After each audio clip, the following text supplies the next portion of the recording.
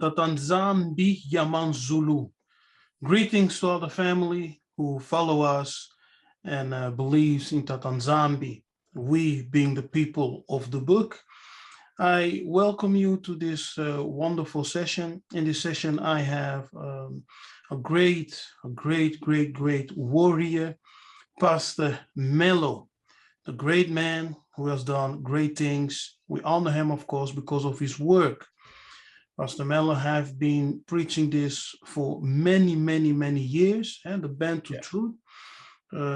He wrote several books to prove the origin of the language, being Kikongo, as it is the original and Hebrew and the original language of the Bible and of the people. Today, it's my honor to have him in our midst, and we will discuss the history of our ancestors and also the roots of the Bantu that is found in Latin and the Latin-based languages of today. So, Pastor Mello, I do honor you and I welcome you in this episode. And I pray that you are doing well, and I know that the Spirit is upon you, and that we will have a wonderful conversation.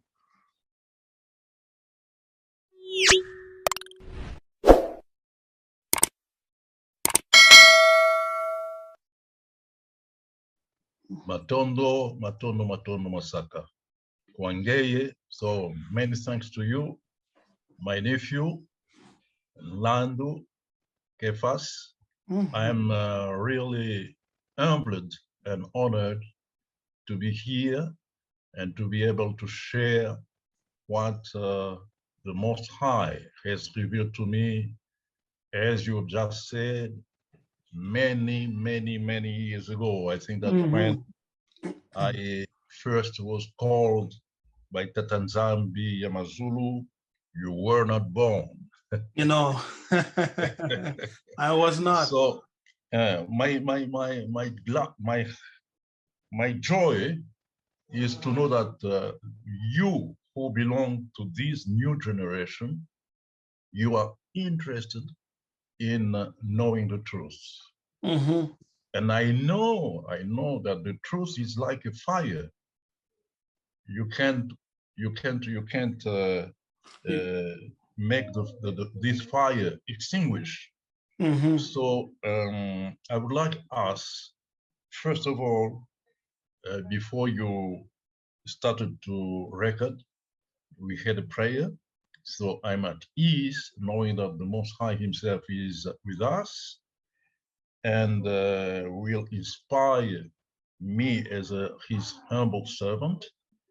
And I would like us to, I would like also to greet all those who are going to follow us and call upon all of them the blessings, Nsambu, from the Creator, from Semi, Yezulu Yenza, the Creator of heavens and earth. Yes. So I would like us to read John chapter 18, verse 38 to start with.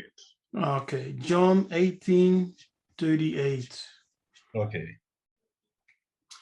Pilate said unto him, what is truth? And when he had said this, he went out again unto the Jews and said unto them, I find in him no fault at all. Okay, but it's the first sentence which is important. Yes, what is truth? Okay, you know that everything that is has been written up to now. I think since the Most High gave the wisdom to men of starting writing, I think that everybody, the first concern of everybody is to know the truth. And it's very difficult to get to know the truth because, as you know, this world is being led by the master of lies.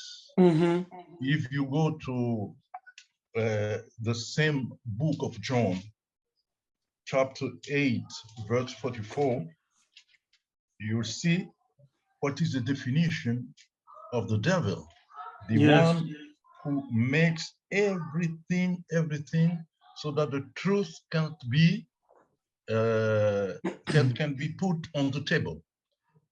So can you read John 8, John 8, John 8, 44. Ye are of your father, the devil, and the lust of your father you will do. He was a murderer from the beginning, and abode not in the truth, because there is no truth in him. When he speaketh a lie, he speaketh of his own, for he is a liar and the father of it. Okay, he is a liar and the father of it. This is our big problem. The big problem.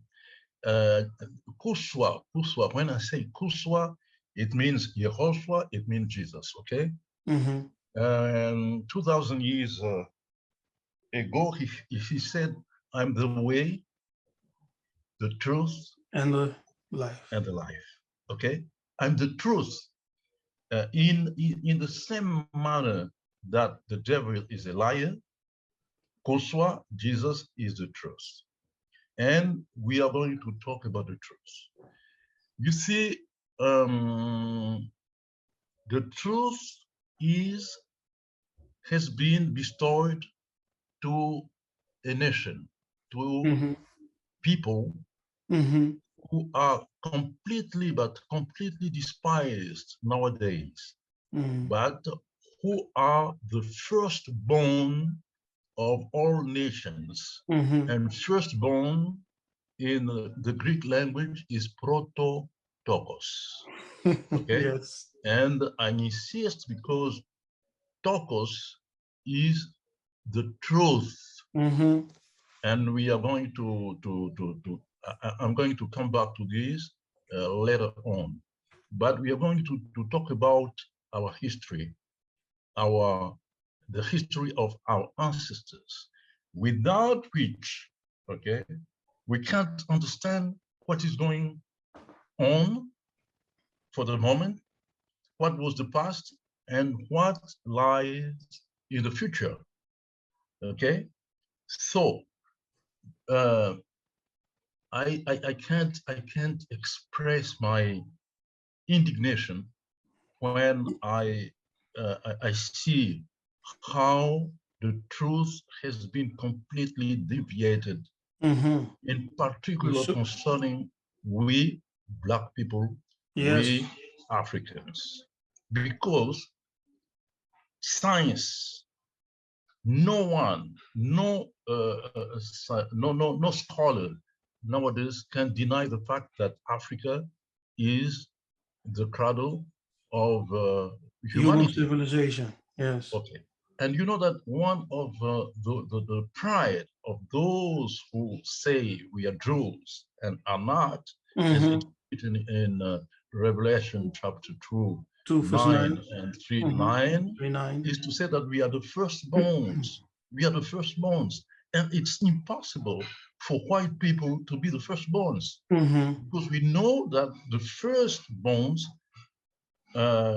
must be, because it's a truth, because science is there with all evidence that Black people are the firstborns on earth. And as for firstborn, okay, we must be the ones who have the truth in our table, okay. But now, how come that when we turn toward Africa, it's darkness? You see, it's darkness.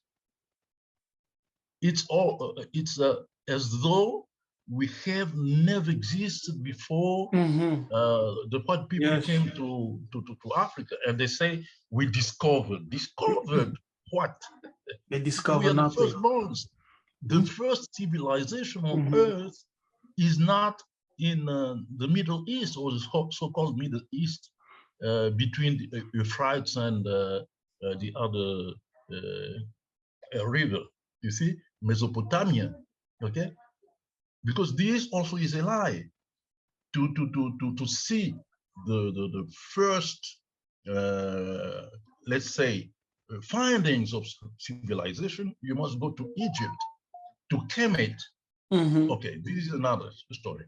To get to the truth, for the minutes that we have, I think that we have a very, very powerful weapon that no one can doubt upon, is the language. You know that the language Yes, is linguistic. logical, comes first, and the books are written after the language. Mhm. And when we read the preamble of John, we go to John very often in our talking. John chapter verse first says, if you can read John 1:1. John 1. John chapter 1, verse 1. In the beginning. Yes, in the beginning was the Word, and the Word was with God, and the Word was God. Okay, in the beginning was the Word. The Word is what I just said. We can't talk about language without talking about words. So when John was inspired and wrote, in the beginning was the Word, he was referring to a language. Mhm. And everybody, you know, the scholars, they say that this language or that language is the Hebrew language, Hebraic language. But now I've been able, throughout the years, to make investigations, linguistic investigations. I think I must be the only one who has made a study of the Kikongo language, which I know as being the language of the Most High, the language of Tatanzambi Amazulu, Semi Zulienza, creator of everything, and I can prove it very easily, you know. And from time to time, I'm going to. So how does the Kikongo relate with the Hebrew?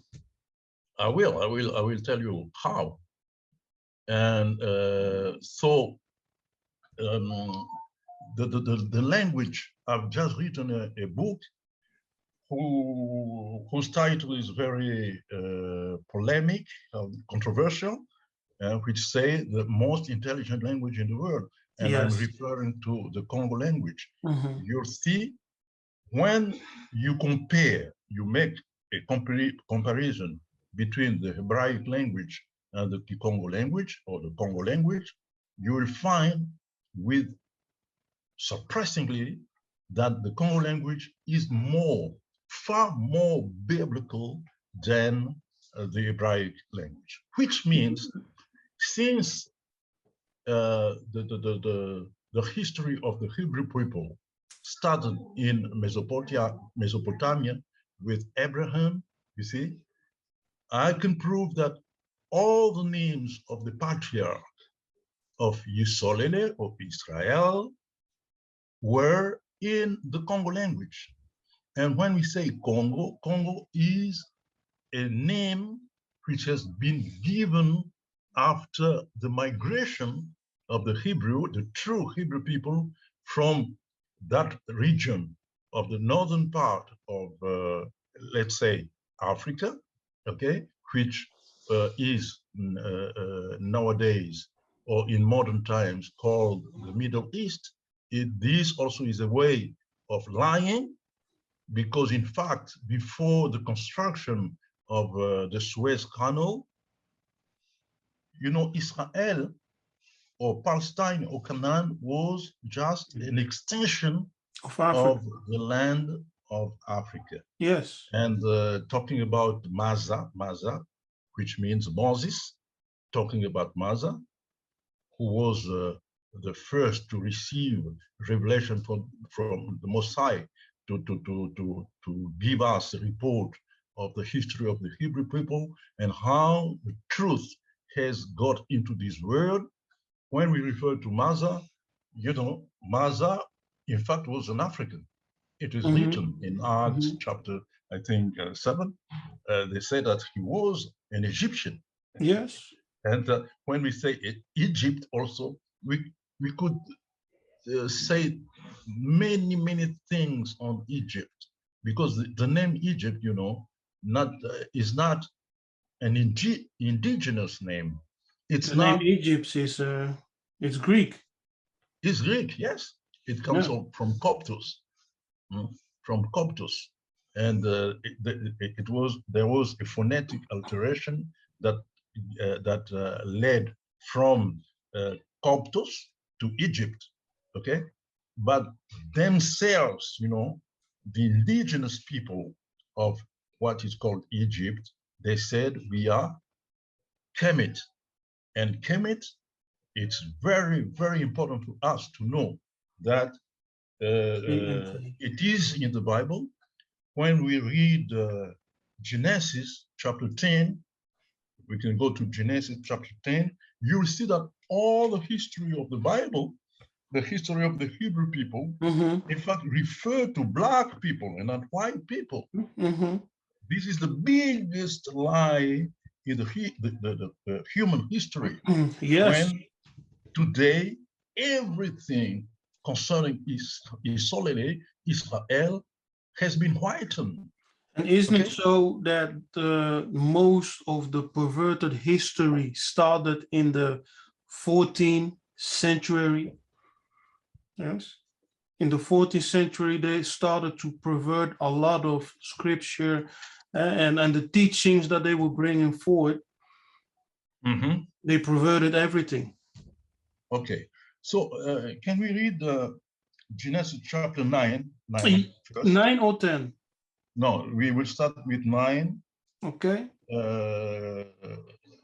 From verse 24.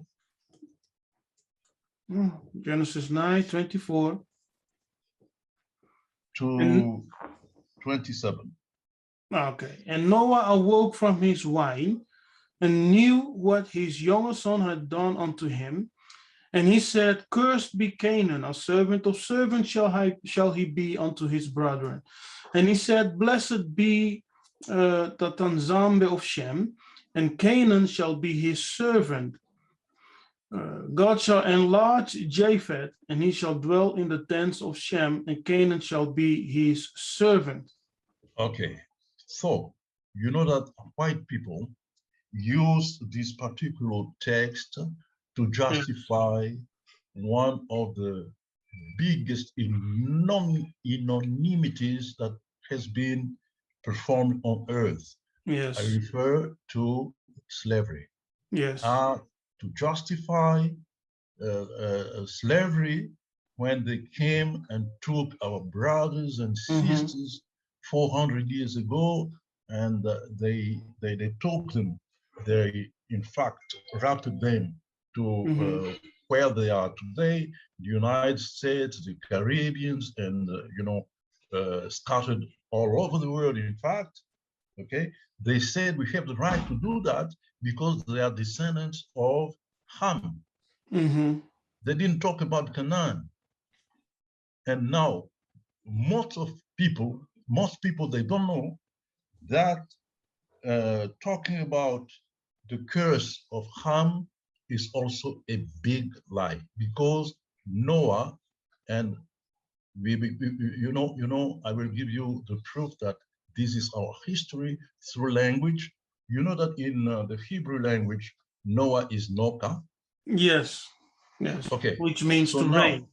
Noka. And you know that Noka in the Congo language means, in fact, rain and flood. Yes. Okay. Which you can find in the Hebraic language. So how come that we have this link in our language? May it be Nokas. Is it because the Bantu in the past had contact with the ancient Hebrew? That there's this similarity in language? No, it's because it's our history. And, you know, one way of giving evidence that a certain nation or people were in a certain part of the earth is through language. I can give you an example. You know, there's a country in the Caribbean thing, or South America, which is called Guyana. Okay, Guyana. Before the Christopher Columbus came to the America, Guyana existed with that name. And when you look on Africa's map, you see two countries with almost the same name. We have Guinea and we have Ghana. Yes. Okay. And now on the other side, Guyana means gold. And in Africa, Guinea and Ghana means also gold. How can you explain that? It means that the people of Africa whose name are Ghana or Guinea, the ancestors went all on the other side. They went to the west. That nation. Yeah, they went to the Americas. Yes, yes. And so they were already crossing the sea from Africa to the Americas. Okay, and you'll find many, many words of African culture on the other side of the Atlantic. So as the African crossed over the sea and they landed in the Americas, they brought with them the cultures and the names of places. Sure. So the existence of linguistic similarities between those two nations, who in fact would never, in fact, in history, in classical history, they've never been in touch before the white people, European people came, you know. Now linguistic is there to prove that it wasn't the fact that they were in touch. In fact, they were in contact. Africans were over there.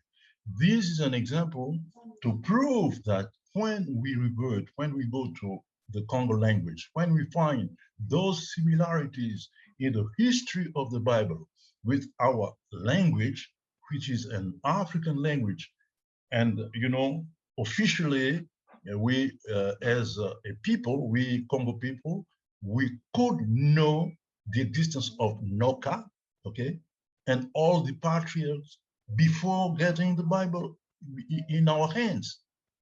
But all these names with the history of, in fact, Israel are in the Congo language. So let's start with demonstration. I think that it will be more interesting. Yes. Let's start with the name Israel. Okay. What means Israel? If you go to Google, for example, I Googled etymology of Israel, and the Wikipedia in English says, okay, they say Jewish, from the Hebrew male personal name Yisrael, which means fighter of God. Okay? In fact, Israel means fighter of God. In the Bible, this is a by name bestowed on Jacob after he had wrestled with an angel that at the ford of Jabbok. Genesis chapter 32, verses 24 to 28. Okay, you see, officially, Israel, okay, means fighter of God. Yeah, he who fights with God. Incredible. Yes. This is incredible. Fight of God. Yes. Who can fight against God? Who can fight against God? Who can fight against the Most High? Yes. The one who created the mountains, who created the stars, who created the sun, who can fight against the What Most High? human It's it has it's the completely might to fight against it's the Most High? completely ludicrous, It is. ridiculous. And this proves that the name Israel is not from the people who are known as being Jewish today. Because in fact, the language which is considered as being the Hebraic language is from Mesopotamia, from Babylon. And I can prove it very easily. Now, we go to the truth, to the true language of the Creator, Yes. which is the Congo language. And there we find a similarity between the word Israel and Isolele, okay? And it's very, very, very easy to understand because Isolele comes from the verb sola, which gave the Latin word select, which gave us selection, and even elect. Election comes from there, sola. Sola. And when the Most High, in fact, the angel of the Most High, who was speaking in the Congo language after wrestling with Jacob, whose name was not Jacob, whose name, in fact, was Nsimba. And I will explain it. Why his name, his genuine name was not Jacob, but Simba. Jacob is its translation from the Congo Nsimba to the so-called Hebraic language, which means the man who, or the one who holds. You know that even in the language, in the Lingala, Kosimba, to take hold of something. And why? Because they were twins, and they were, in fact, in the womb of their mother, they were already fighting, okay, to know who will be the first. And when the one whose name will be in Simba saw that his twin brother was getting out the first, he held him by his heels. Okay, and so the parents said, Unsimbidi. Unsimbidi, he's holding him. So his name is Nsimba. Okay, and now the Most High, the angel of the Most High, was who was speaking, who spoke, in fact, in Congo language, said to him, since I've seen that you are a very strong man, and that the Most High has sent me to look for a strong man to hold in Simba, okay, the subject of the truth throughout generations, so you are the chosen one. Isolele. So Israel, in fact, so it's like the Most High was searching for a man. Yes. Yes, for a strong man. Yeah. To whom he could attach himself, connect with him. Yes. So the angel found him as they were wrestling. He measured the strength of Simba. And he said, you are that man we're looking for. You are the man that we will enter into a covenant with. Good. So he changed his name. He said, because we have found the one we were looking for, you are the elect. You are the chosen. So he gave him the name, the one who is selected. Yes. Do you have paper to write down the word? Yes, I have. So go ahead. Can you write isolele? Yes. First the verb to choose, to elect, sola. Yes. Okay. And then? And then another word, which is solola. Solola.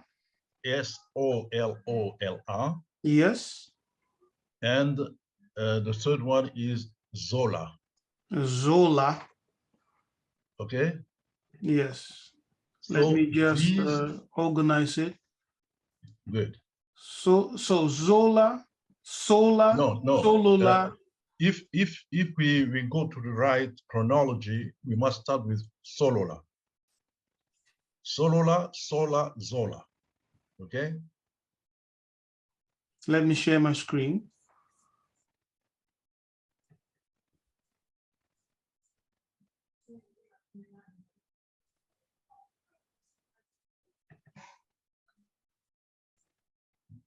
Okay. Okay. You know what Solola means?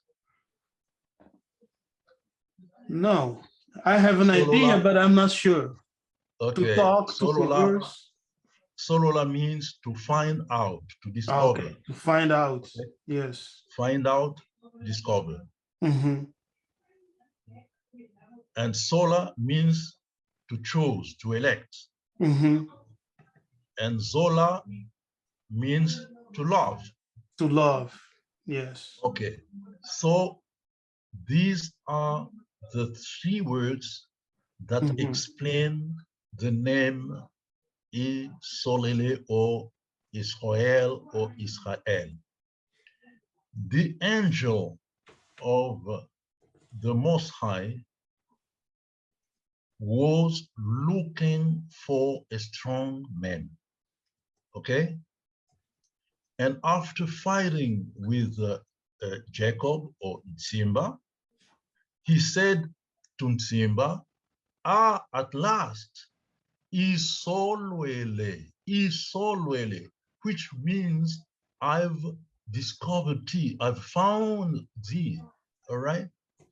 And since I've found thee, I have chosen thee. So, Isolwele, Isolele, and since you are the chosen one, you are loved by the Most High. Isolele. Yes. Okay? So you see that it's so simple and it's so deep. Okay? The truth is here.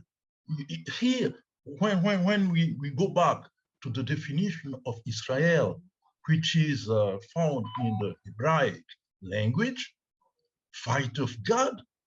In fact, this also is a wink from the Almighty. You know why? Because in fact, those who are in Israel today, the Jewish people, yes, I have nothing against them. We are here to tell the truth. They are fighting against the Most High. You know how?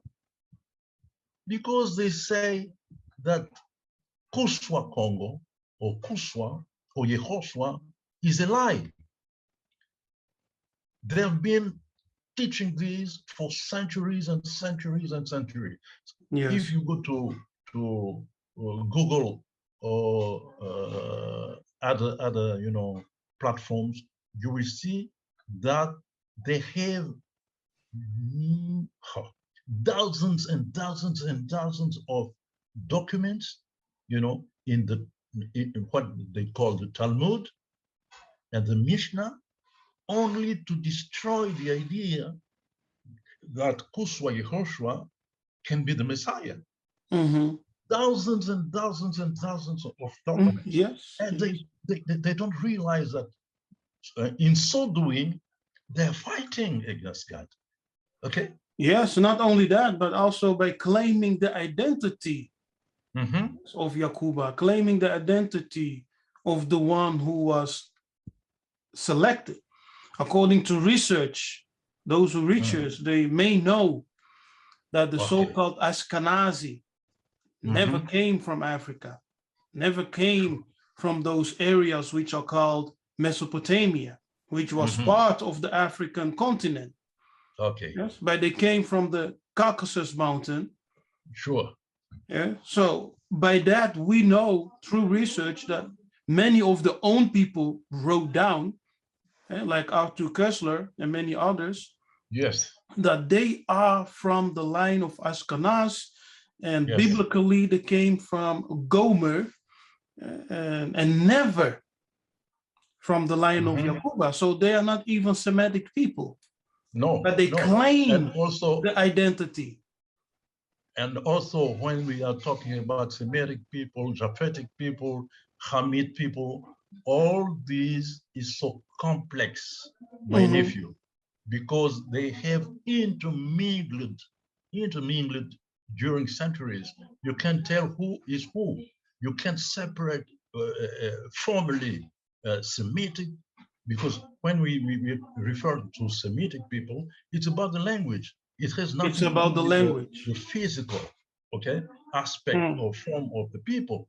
So, but one thing is So, for so sure. you're not identifying Semitic people by the features, but by the language. By the language. For example, the Coptic language in Egypt is a Semitic language. The language, how the Amharic, I think, in Ethiopia is a Semitic language. Okay? But language can Arabic. be transferred to many areas, to different areas. Sure. It has nothing to do with the physical aspects of people. But anyway, going back to Noka was a black man, okay? Yes. And if Noka was a black man, his wife was a black woman.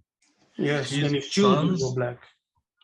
his sons, his daughters-in-laws, all them were black people. Okay, and so it's ridiculous to say, no, you know, Sam was a white person, Japhet was a white person, Yes, and yes. that Cam was a black. No, it's completely ridiculous. All of them were white people, or all of them were black people. And we know for Exactly. sure that they were black people. Yes. And the fact that the Most High himself has chosen the country which is called Canaan to be the promised land is evidence that the history of the Bible is black people's history, because Canaan, as you know, was the fourth son of Ham. And since white people themselves, they say that Ham is a black, okay, now it means that the promised land is the land of black people. All right.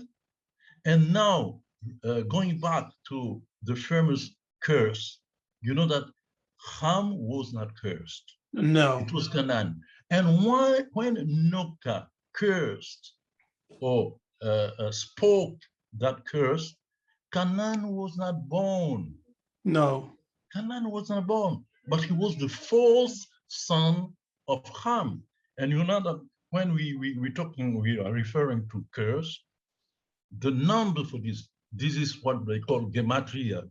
It's the symbols of or truths that are hidden in numbers. Okay, in the gematria, number 4 is the number of curse, the number of you know, when you want to, how do you say, to punish people.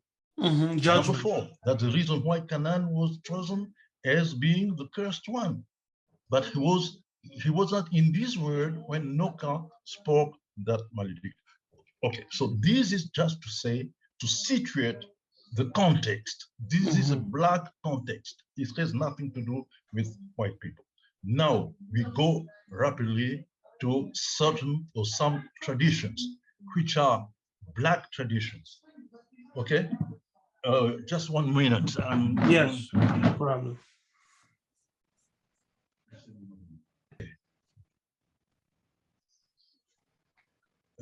So, as you can see,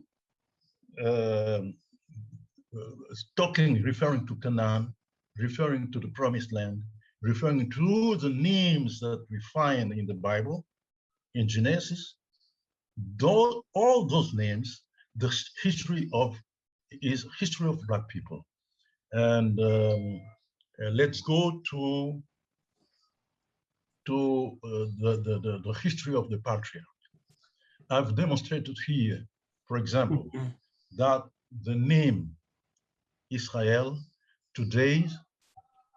nowadays is can only be explained through an African language, which is the Congo language, which means that we are those who started that civilization, the original people. Original people. Because if you can find the true names in our language and not in the language which is considered as being the language of revelation, this is evidence that we are the true authors of, let's say, the history of the Bible. Okay, now let's go. You know that in Jewish history, they have 3 patriarchs. Okay. Yes. Who are? Can you give us the names of the patriarchs? Abraham, Isaac, and Jacob. Okay. So now, being able to prove that Abraham, Isaac, and Jacob, all these names have been translated from the language which is known today as the Congo language, is giving evidence that we are the true chosen people, Isolele. Let's go to Abraham. You know that Abraham means the father of many nations. Yes. From the first word is Ab. Ab, which means father. Okay? And Am, which means people. And many people. Okay? Now, I challenge you to try. I think that you speak, how do you say, for the language of the Holland? Dutch. Dutch. Dutch. Yes, Dutch. Can you in one word say the father of many nations in Dutch? In Dutch? Yes. No, not in one word. Impossible. The father van vele volken. So that's like 5 words. Okay, we will try with French. Le père de beaucoup de nations. De nations. In one word, it's impossible to express that. Okay, let's take, for example, Portuguese. O pai de muitas nações. Impossible. I found only 2 languages that can give this meaning in one word. The so-called Hebraic language, Abraham, and the Congo language. And what about the Arabic language? Impossible. I've tried. I've studied a little bit Arabic. In Arabic, it's impossible. I can't tell exactly what it is for the moment, but go and make your investigations, and you will see that there are only 2 languages that can give this name or the significance or the meaning of the name in one word. Let's go to the Congo language. How do you say father in classical Congo? Seto. Se. It's only se. Okay. Se. Can you write se? S-E. Okay. Se. Yes. Se means father. Okay. Now, nation or nations is in C. In C. Okay. And you can see that S and C are almost the same word. Yes. Phonetically speaking. Yes. And in our ancient, one day we'll make a special session when I will teach you our writing. That's actually a question I had. Did the Congo, the ancient Congo, had a science of writing? Sure. Because many scholars and researchers, they will say the Congo people, the Bantu, did not have the science of writing. It's normal. But if we were in Egypt, right, what we believe, the patriarchs were in Egypt.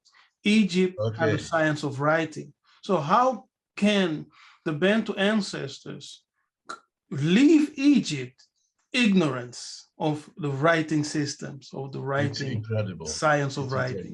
It's impossible, right? It's impossible. How come that Arabic people are now the people who are living in Egypt, okay? And they were not able to read the hieroglyphics. You know the history. There was a French scholar whose name was Champollion that succeeded in deciphering the hieroglyphs. Yes. How come the people who say, our ancestors wrote those, built that monument and wrote the writings, and they are not able to read? Which means that the people who were there and who, were the initiators of the writings and the civilization, they are no longer there. Okay, they migrated, and to find where they are today, you must go southward, in toward the center of Africa. And this is another topic we are going to talk about in another session. So let's go back to Abraham. We have Se, we have Tsi, and many in the Congo language is Ingi. Ingi. Yes. In Lingala, Mingi. Mingi. Yes. Na sepeli Mingi, this means that I'm very happy. Okay?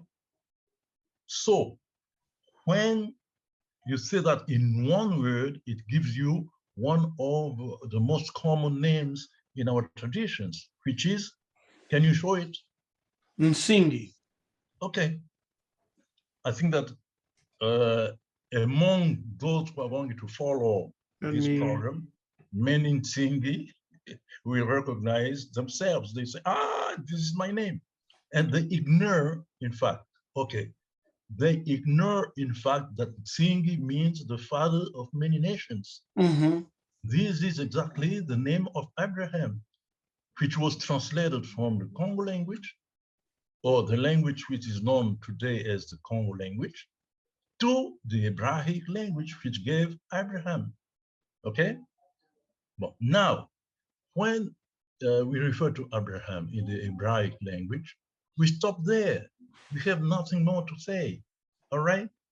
But reverting to the true language of the revelation of the Most High, you will see that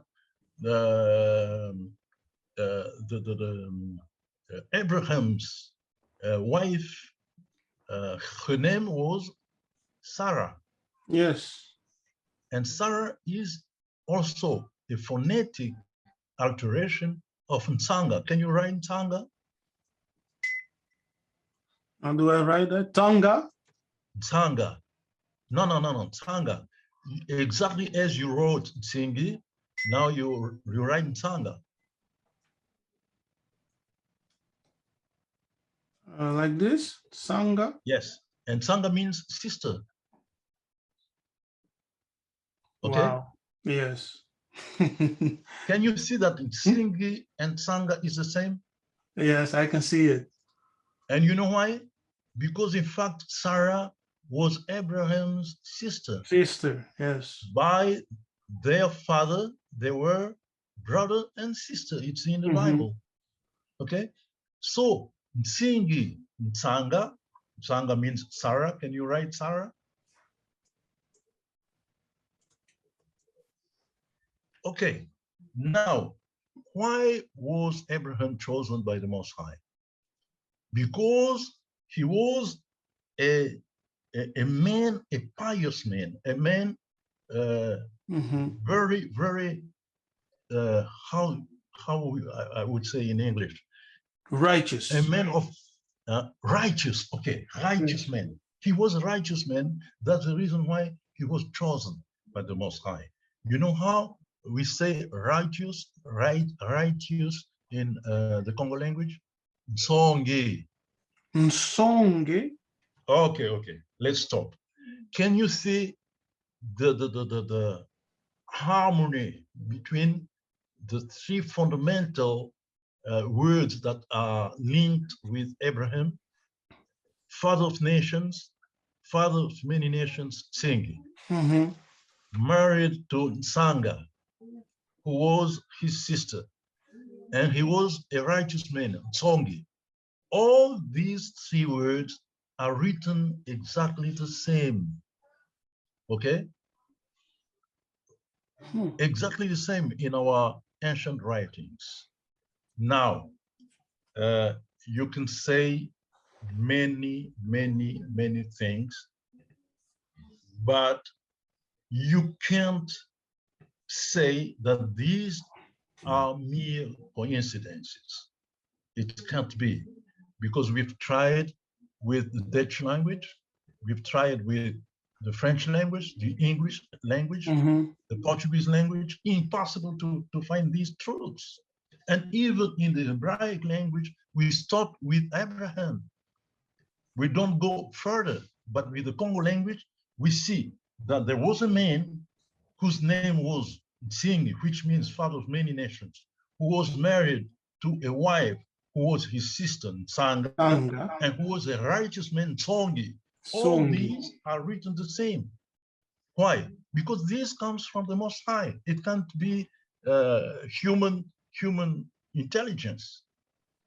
You see, this is the first patriarch. We go to the second one. Wow. Whose name is? Okay. It's crazy. Isaac. Okay. You know that Nsingi or Abraham will see. We from time to time we will say Nsingi, from time to time Abraham, so that people can make the link. Okay. Nsingi was very old. He was almost 100 years old when angels coming from the Most High came and told him that he would give birth to the son of the promise. Yes. Okay? Some people say that Abraham had a unique son, Isaac. It's not true, because before Isaac, he had a son with Hagar. Hagar, who was the Egyptian servant of Nsanga, of Sarah. Okay, so Isaac was the promised son. All right, but when the angels, the one who were sent by the Most High, informed Abraham on Nsingi that he would have the promised son, okay, and he was almost 100 years, he laughed. Okay. Yes. And Sarah also, Nsanga also laughed, saying, "Oh, with the age I am, how can I conceive and have a son?" And the angels who were speaking in Kikongo, they said, "Yeno," which means you, believe, nubenzevo, okay, Insaka, which means yes, which means you believe, or you think that this is joke. Yes, Nsaka. Joke in Congo is Nsaka. Insaka. Okay, and you have exactly the name of the second patriarch. And even in Lingala, okay, not to focus only on one language, on one Bantu language. In Lingala, to laugh is, how do you say that? Koseka. Okay. Ko is like in English to. Seka. Use the infinitive. And the root is seka. Yes. And if you put an I before seka, Iseka. you have the name Iseka, which is Isaac. All right. So because of the time, we are going rapidly. We're going to see the third one. We already referred to the third one, whose name is Jacob. Okay, Jacob.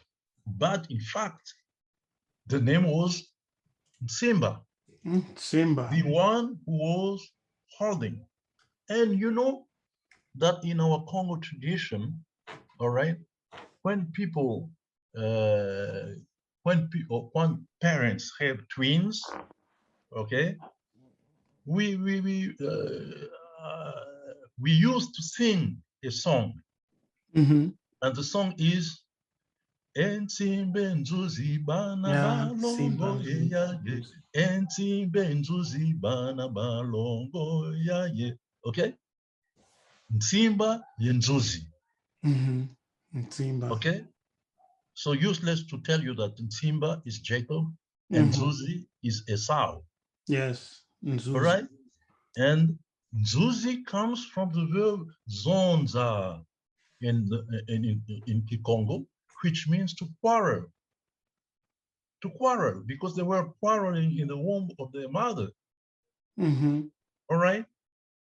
So one of the twins, meaning the name of one of the twins is the quarreler, and the other is the one who holds. The one who holds. And we were singing that song centuries and centuries and centuries before white people came with the Bible. Okay? Which means that it's ours. And that we were victim of a stolen legacy. Okay? But now there is a very important detail that you can find in the Hebraic language. When God, I think that it must be Genesis chapter 15, when the Most High, Tata Nzambi, chose Nsingi, Abraham, he told him, you will be a blessing to all the nations of the earth. Yes. Remember? Yes. And that blessing didn't come from Abraham directly. It didn't come from Isaac neither, okay? It came through Jacob, through Simba, because he was the father of the 12 tribes of Isolele. Yes. And one of the 12 tribes, which is the tribe of Njadi, okay, which means the ruler in the Congo language. Njadi give Yehudi, gave, Ngadi? Yehudi, Njadi. Ngadi. I will explain it later on. Okay. All right. Now, the blessing came from Simba. Please write Simba. Yes, I have. Okay.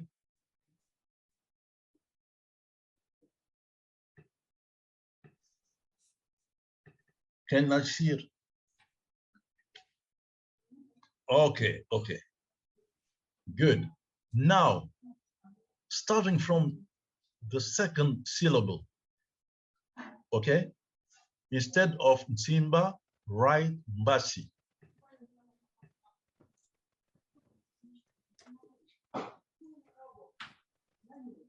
Okay.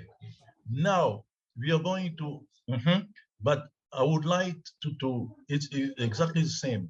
But instead of X, I, please write 2 S and Y. Okay. It rings a bell. Can you see? Ambassador. Okay. Embassy. Because when he was chosen, in fact, Simba became ambassador. Yes. Okay. Or man, the man who would represent the Most High on earth. Okay. And Mbasi means angel. Can you write it?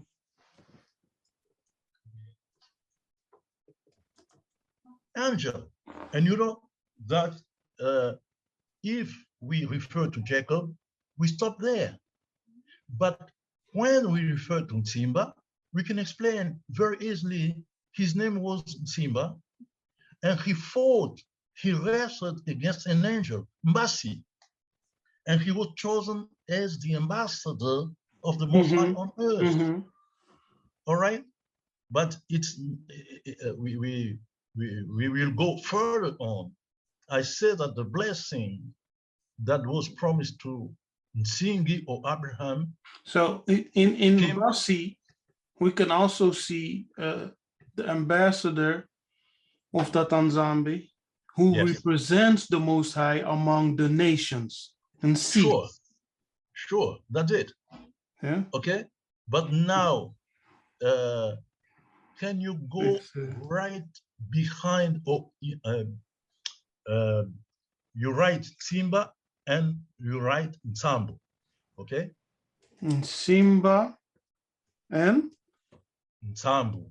Nsambu. How do I spell that? Nsambu.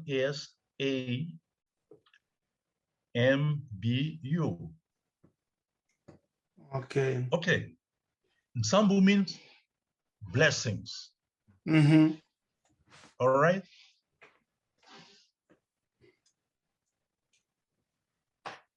Can you see that in the name Simba Is blessing. we have already the notion that nations all over the earth will be blessed through him? Yes, he holds the blessing.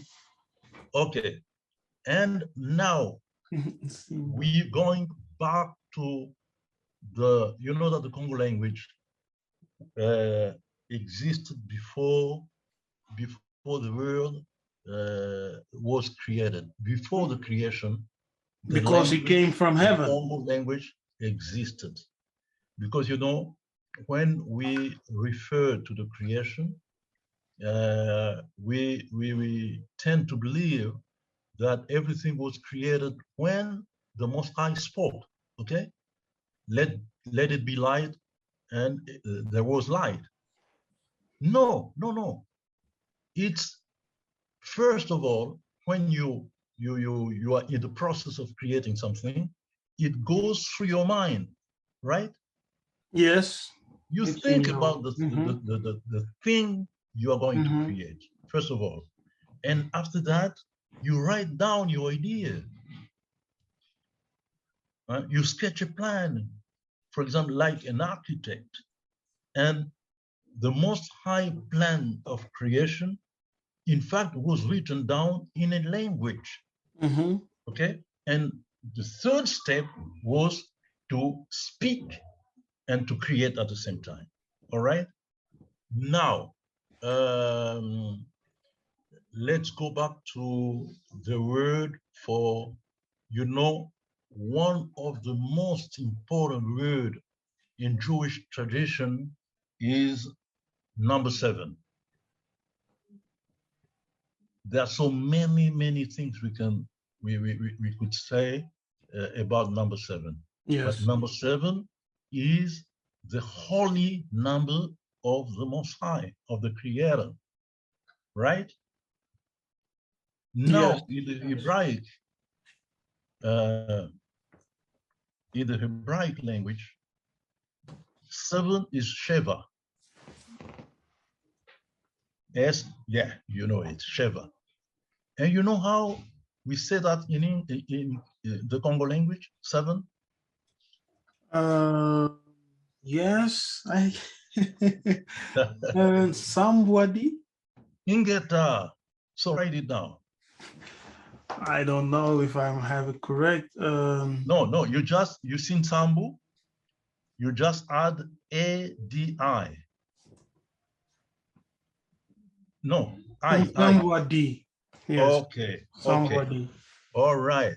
But there's the nasal that doesn't appear on the beginning of the word, but it's not so important.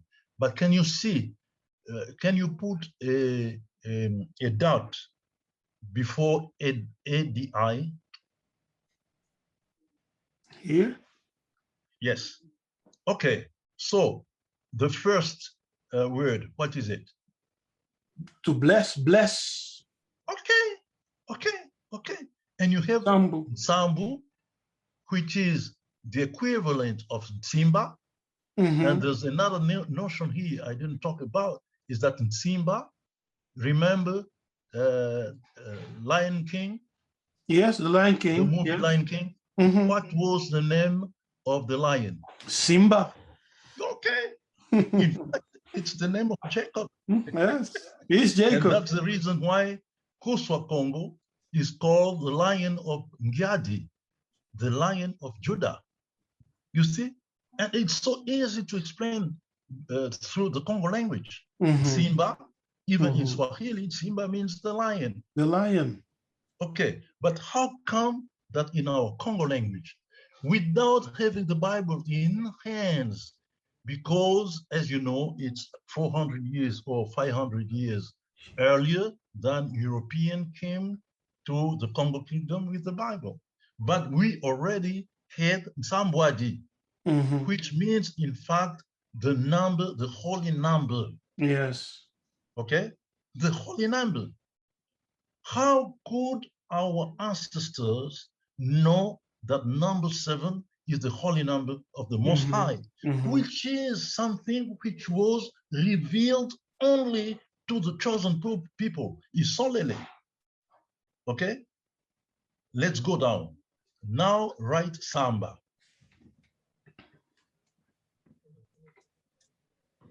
Okay? And the meaning, to pray. Okay? No, to pray, to pray. Okay, to pray, yeah, pray. All right. Now, you know that linguistically speaking, we have phonetic sounds which are named or called labials, okay? We have 2 labials, M and B, all right?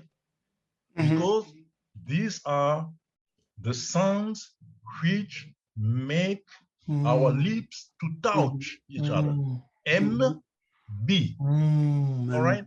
Now, many, very often, okay, M and B are interchangeable. You understand? So instead of writing Samba like that, okay, write S-A-B-B-A.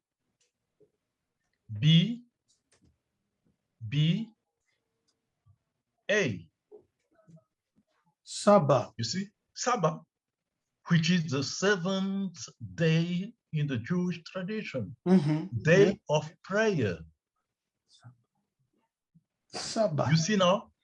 I see it. How come that the 7th day, okay, you can find the root, because almost all modern languages in the world, they say Shabbat, Sabbath, Saba, and they don't know that this is a Bantu word. All right? Right. So this means, let's refer to Lingala, which will be the second language, Bantu language, which will give evidence that we knew the true creator, okay? And we didn't discover him with the coming or the so-called discovery of Europeans when they came to Africa. In Lingala, number 7 is Sambo. Can you write it down? Okay. Sambo means number 7. All right.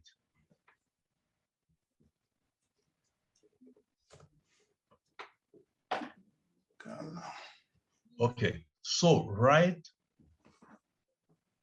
lo dot Sambo.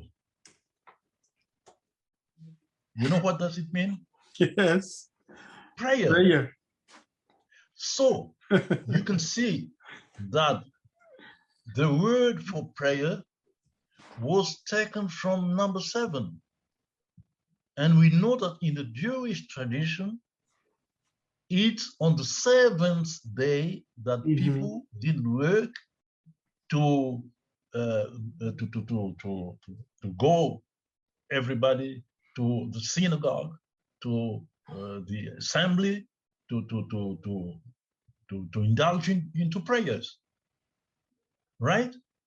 That's right. So now, my dear nephew, can you explain how come we can't find these truths in the so-called Semitic languages, and we find them in our Bantu languages? How can you explain that? It must be a very weird coincidence, or the Bantu language is the foundational language and the original language, with the ancient people of the book spoke. You know what? When we are unable to find these explanations in the languages or in the modern languages most important in the world, and we find them in our primitive languages, this means that we are the true initiators of those traditions. Yes. There's no other explanation. Mm-hmm. There are no coincidences, because we go deeper into biblical truths than those languages. So how come? Just one question. So yes. How is it then that most Bantu people don't have a clue about the things that you just shared with me, those speaking Kikongo, Lingala, Kiswahili, Kikuyu?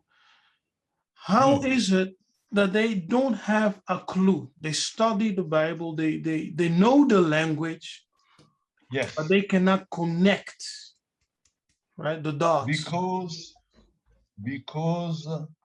it was determined by the Most High himself. Let's read Deuteronomy chapter 29, verse 29, please. Okay, the secret things.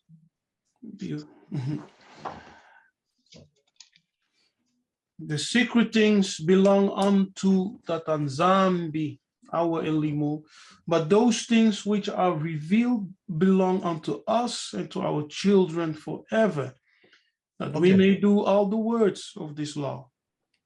Good. The secret things belong unto Tatanzambi.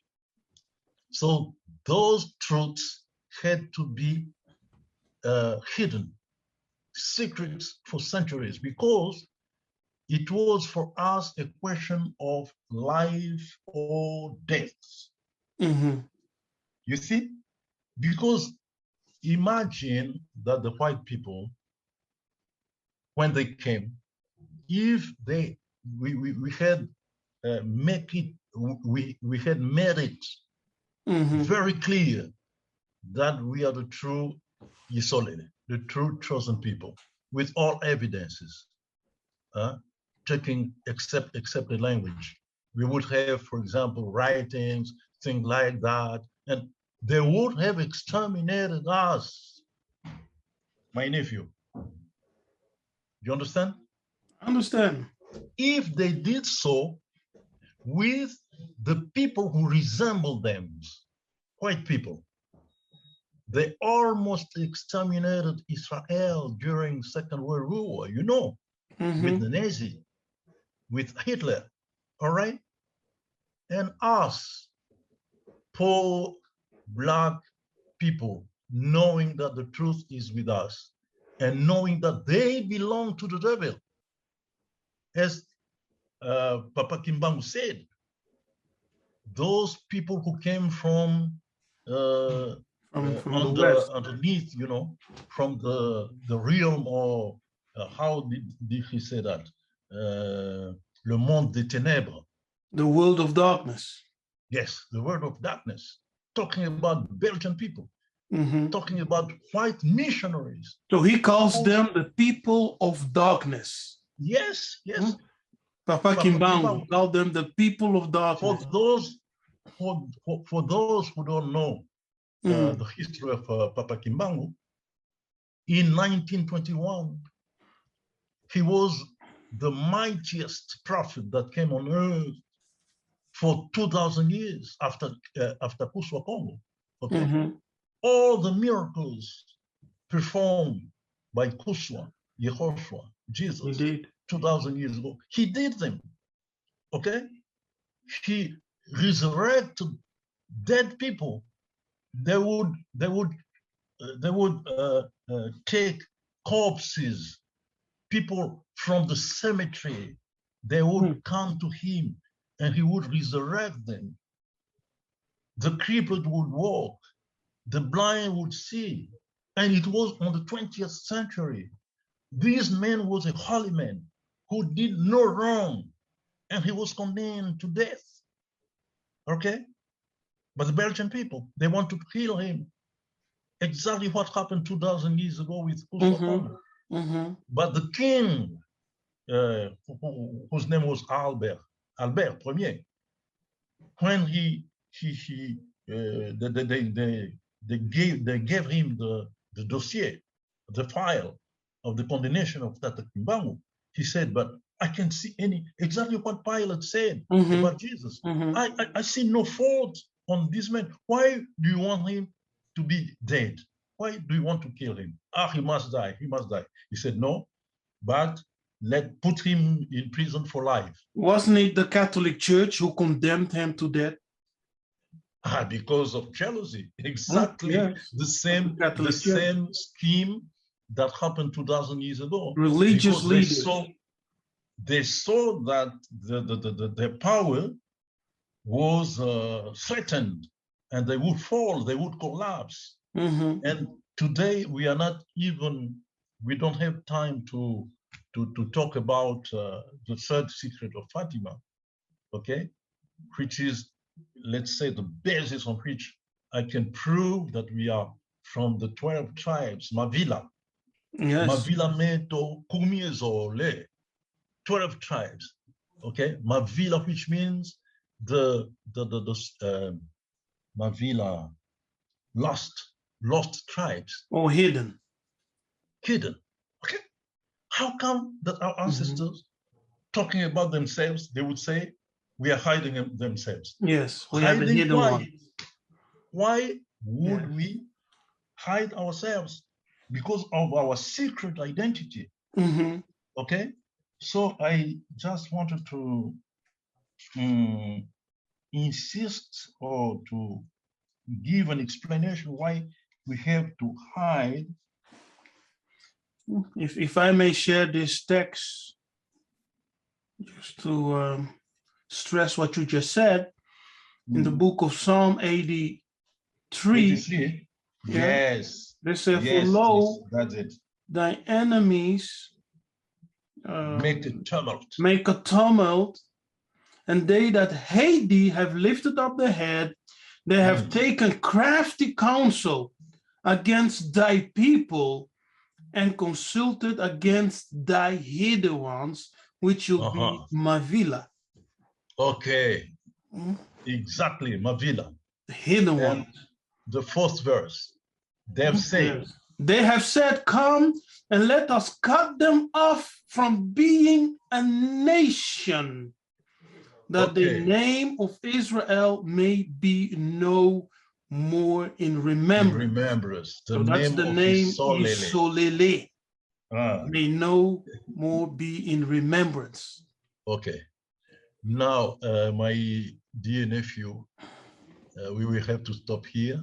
I'm ready to come back anytime. But I have a special message for our people from diaspora, in the diaspora, okay? I started by asking you to read John chapter 18, verse 38. What is the truth? Yes. Okay. So, my dear sisters and brothers in the Americas, Northern, Central, South, the Caribbean, this is the time to know who you are. You know, yesterday I was following a Jewish rabbi who dare say that, you know, Deuteronomy chapter 28 has been accomplished upon us. Upon them. Upon them. In what way? How can he say such a thing? When you know that the pinnacle of the curses against Isolde, when he disobey, is slavery. Yes. Okay. Slavery, so always the same pattern. Okay. Tell me, in human history, where did you find white people being into slavery for 400 years? Nowhere. It doesn't exist. Nowhere. So only us as chosen people, African people, Bantu people, can say that this was realized upon us. Yes. And you know, I repeat, I say and repeat it, the first slaves that were taken from the Congo Kingdom. And here we must also specify that Congo and king is the same word, which comes from Nkengi in the Congo language, which means the shepherd. Shepherd. Yes. Shepherd. Okay. So the king is a shepherd of his people. Of the people. Yes. Okay. And it comes from the verb kenga. Kenga is to be the guardian, the shepherd. Yes. So Congo is the kingdom.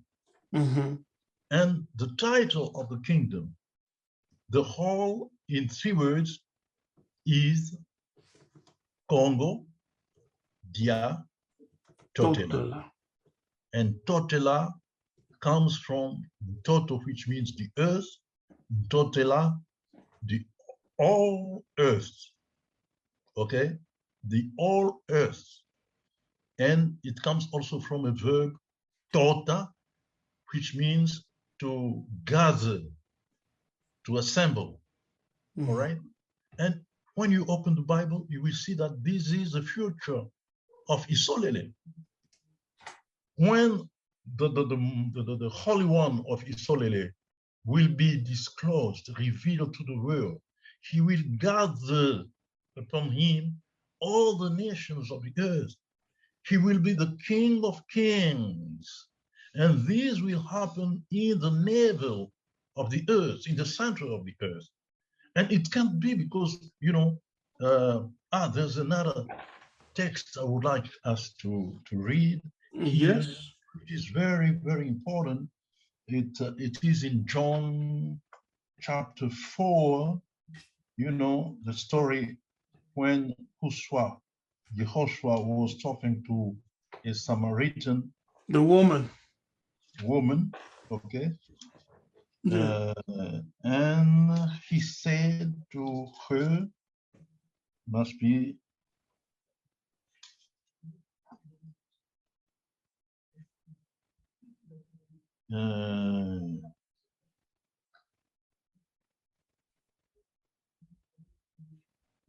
okay, verse 21.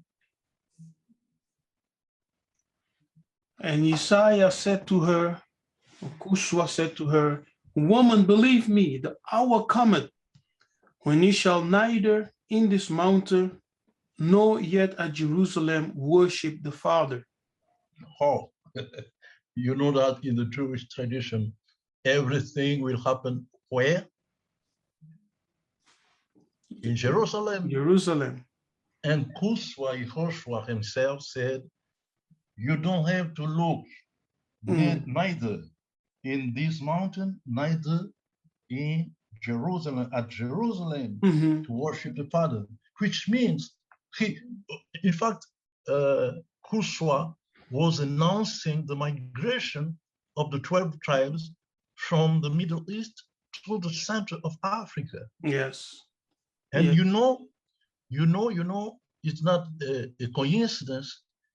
You know that Jerusalem means the city of the lion, referring to King David. Okay? The city of the lion. Not the city of peace? Oh, no, it's the city of the lion. Salem. That's the reason. Salem, yes. But if you Google it, you'll see that the meaning, I don't say that the city of peace is wrong, but in fact, the gates, you know, the gates around Jerusalem, there's a gate, which is the gate of the lion, yes, which gave his name to the city, its name to the city. And there's something that happened in 1949 in the center of Africa, in the Belgian Congo, in Leopoldville, which should be the turning point of human history. Mhm. And now, Leo in Latin means lion. Okay? And Paul means city. You will tell me that now it was named after King Leopold II. Mhm. Yes, but there's no coincidence. There's no coincidence. It was a tool that the Most High used to say that this is the place or the area where the New Jerusalem will be established. Leopoldville. And you know, Mhm. because of shortage of time, we didn't even go to the influence of the Congo language into the Latin. You know that Latin is the holy language of Yes, European the ancient holy civilization. language of the Europeans. Yes. So when I wrote my book, Bantu Roots, In Latin. in Latin, most people cried out. They shouted, how can you, it's a blasphemy. How can primitive Mhm. words or words from primitive language be found in the sacred, the holy language of the Catholic Church? I said, oh, you know, there was a priest, a Catholic priest, who was really adamant, opposed to that idea. You know what convinced him? The word "pasi." The word "pasi" convinced them. Yeah, because you Okay. can't explain the word "pasi" Yes. if you take Latin or other languages as a basis. Mhm. It's impossible. It's impossible. "Pasi" means, you know, pain, suffering. Mhm. Okay, and you can find in most Bible where you know, paragraphs or chapters have titles, you will see The Passion of La Christ. Passion, Histoire Yes. de la Passion, Mhm. History of the Passion. Mhm. Can you write down Passion?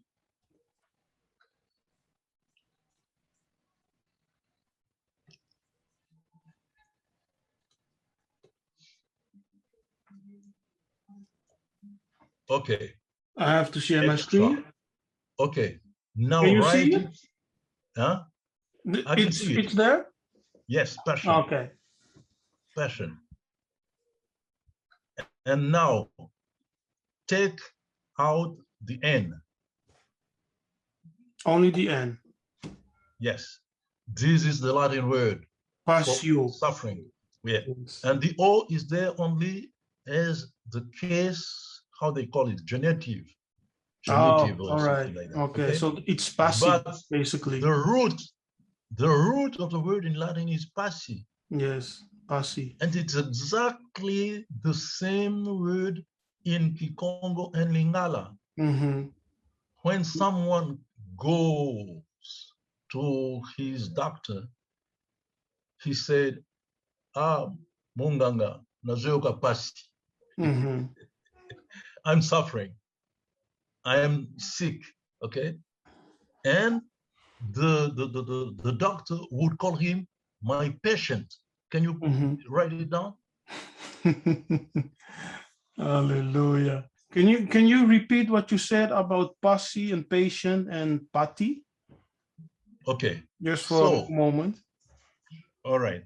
So I was referring to a Catholic priest. Mm-hmm. When I wrote my book, Bantu words or Bantu roots in the Latin language, he was scandalized. He said, it can't be, okay? But when he read the book, the explanation I gave about the word passi, passio, passiones, convinced him, because he couldn't find a clue in Latin, in French, in English, in Hebraic, in Arabic. Nothing. But in our Congo language, the explanation was very clear, very simple, because pati means rib, And when you open the Bible, you see in Genesis, I think chapter 2, that Yes. when the Most High decided to give a friend or a mate to Adam, he took a rib from the man and, he made the woman. All right? Wow. And now when he woke up from That's the powerful. deep sleep, yes, Adam didn't have any word to express the pain. He just touched his rib and said, "Ay, my rib. Wow, my rib. I'm suffering." Okay. And the word for rib remained. And in Latin, the verb pati, okay, patior, patiris passusum, means to suffer. And you still have it in French, patir, which means to suffer. Patir. You can easily check it in the dictionary. Just to tell that those deep truths that are found in the Bible cannot be explained only in one language, which is the reason why I refer to the Congo language as the most intelligent language in the world. It's because it comes from heaven. It was not made by man. So what you're saying, Pastor Mello? Yes. What you're saying is that Kikongo is the tongue of angels.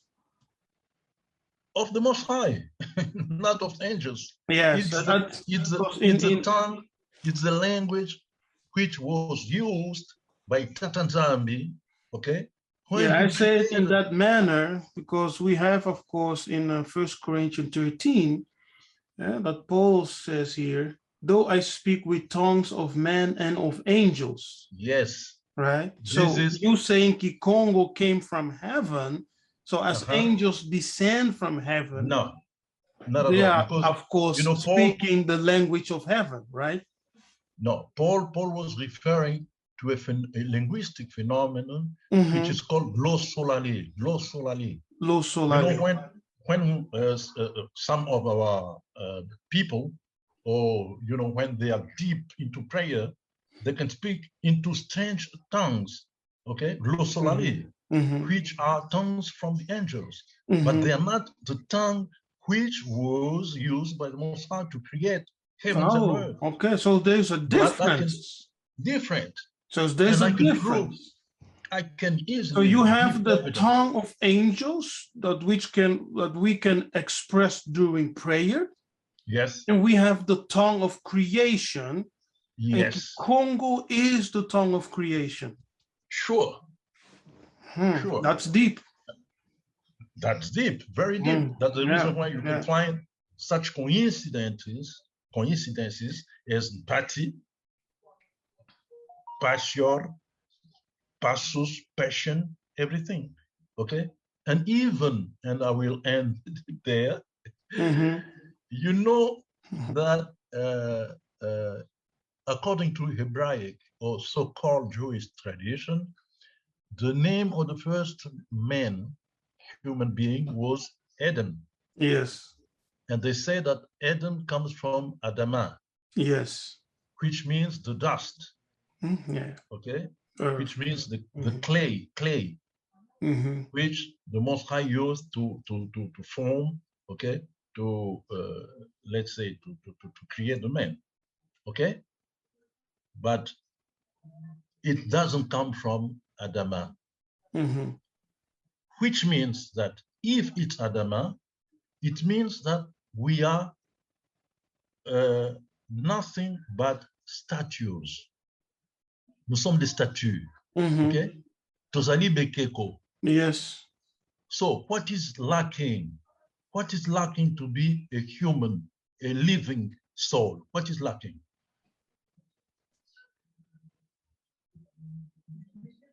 I'm here to learn. Yeah. You are the teacher right now. Let's go to Genesis chapter 2, and you'll find it, and I'll give you the exact name of the true name and meaning of the first first man. Mm-hmm. From verse 7. Genesis 2 from 7. Let's say.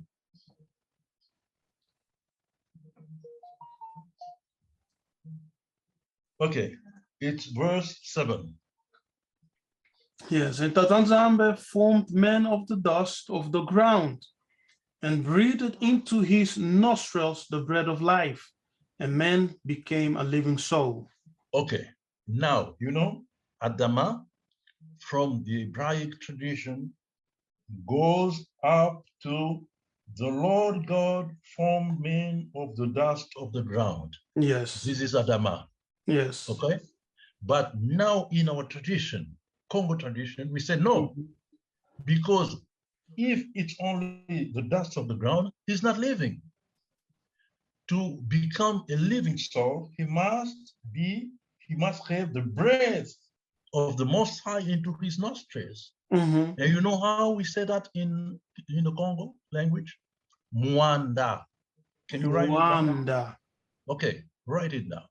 Yes. Yes, Mwanda. Mwanda. All right. Now, there's two things I can say here. Can you write mundus? Munus? Mundus. Mundus. Okay, this is the Latin word to say mankind. Oh, okay. Okay? Mundus. And it comes directly from Mwanda. A-N, okay. Mankind. Okay, good. Now, go up to Mwanda and put a dot after U, M-U, dot. All right.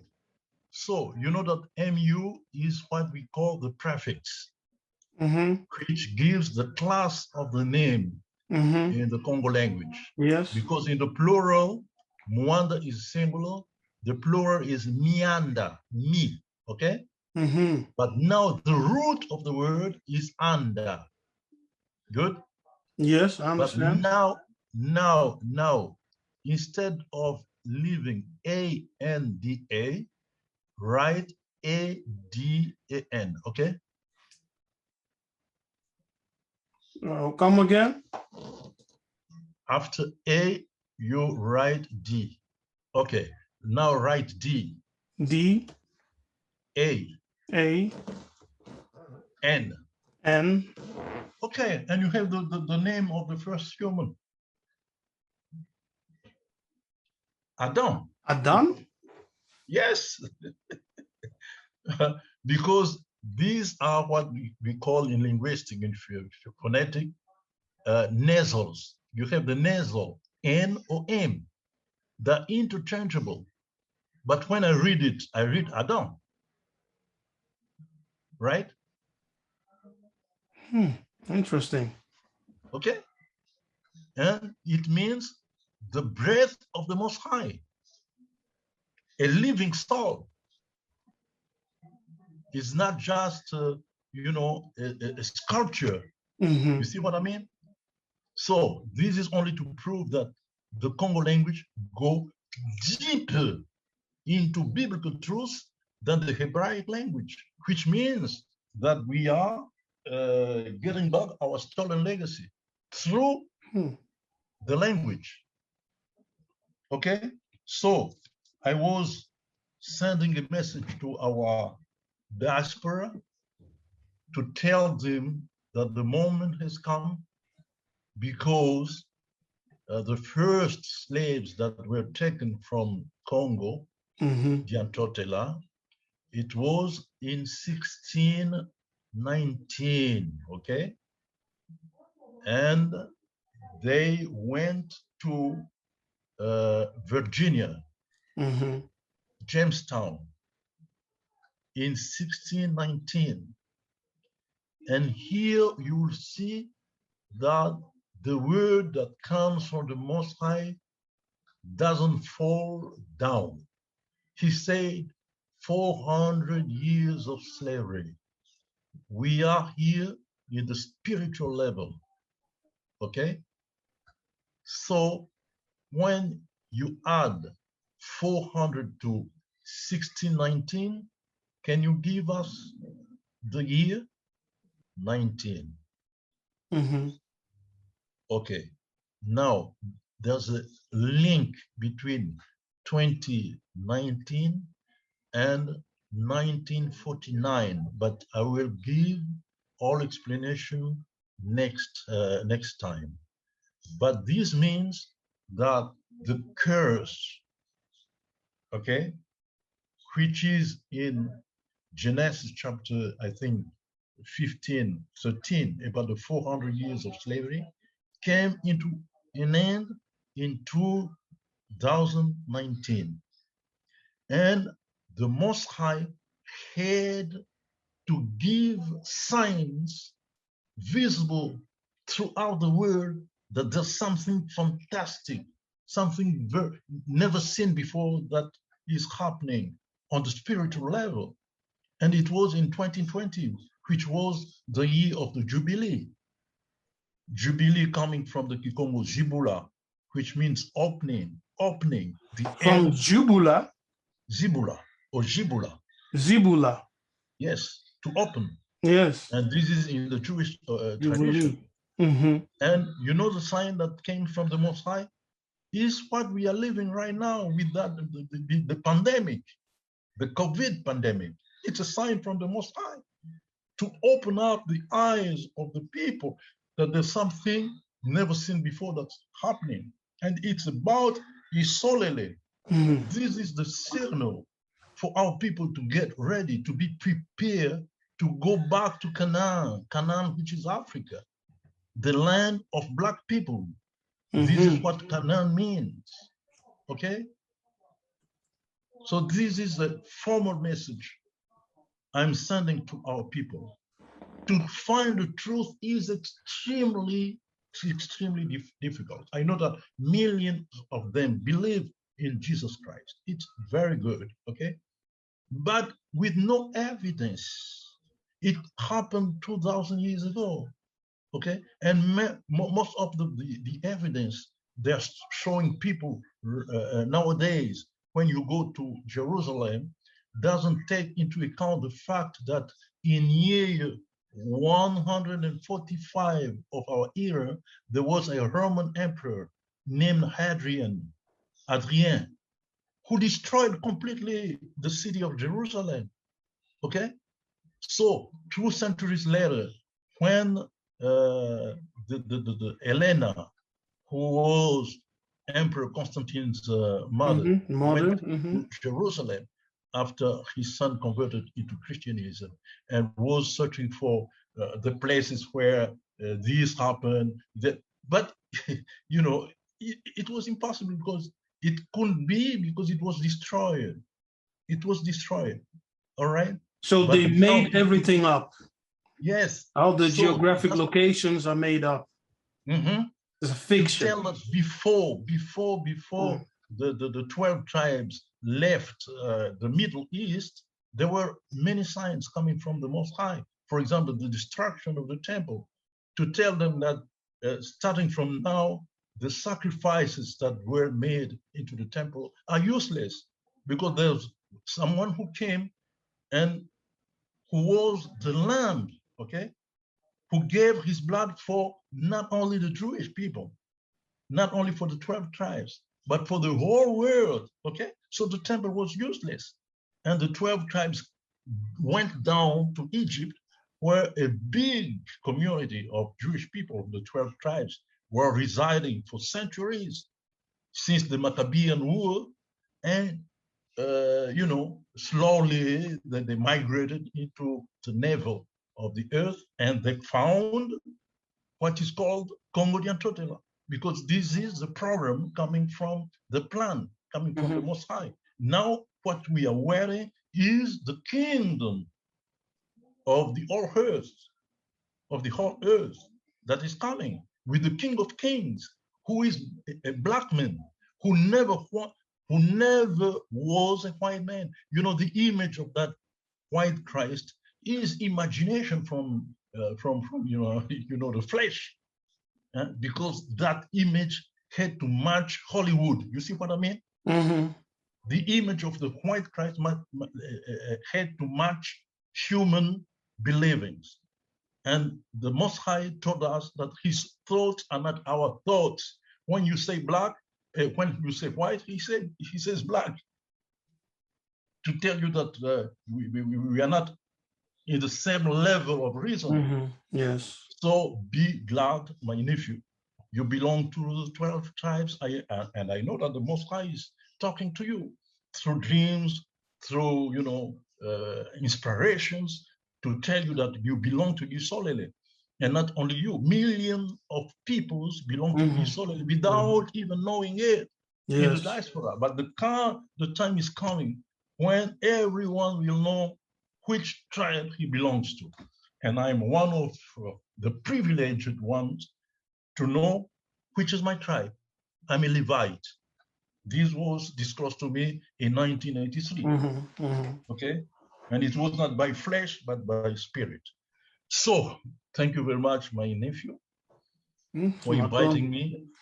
I said that I would be with you 1 hour, and yes, we were together. but we have gone 2 hours. When, and I would like also to tell people that we make many investigations, and definitely we need your help.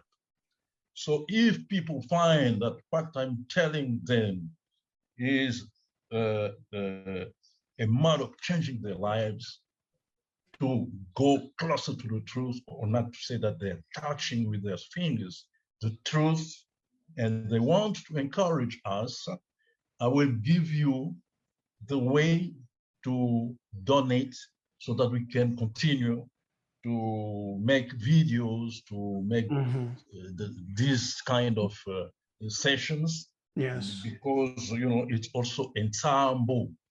When you give to the Most High Servant, it's a blessing. It's a blessing. It's like that, yes. Our tradition in the temple, and it's not only asking for help. No, it's a blessing.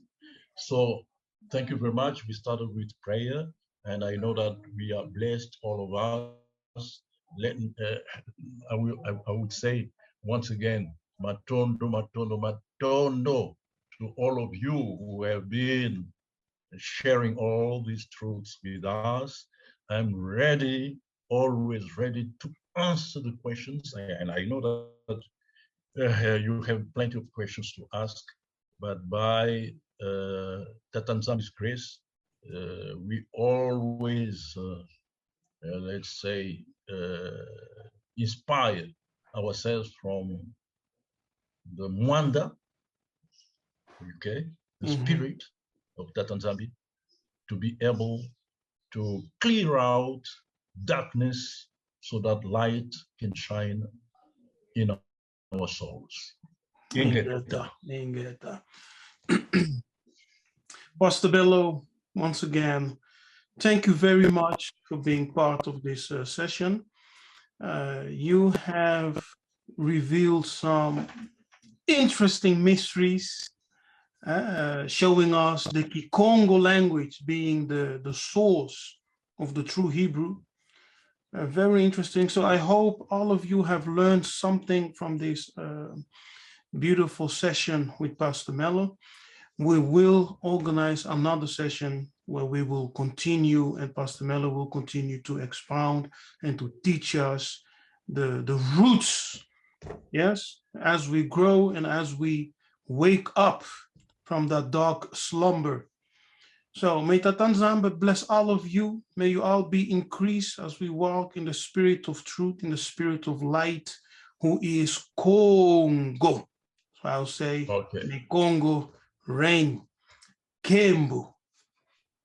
Okay. Be blessed, all of you. Be blessed.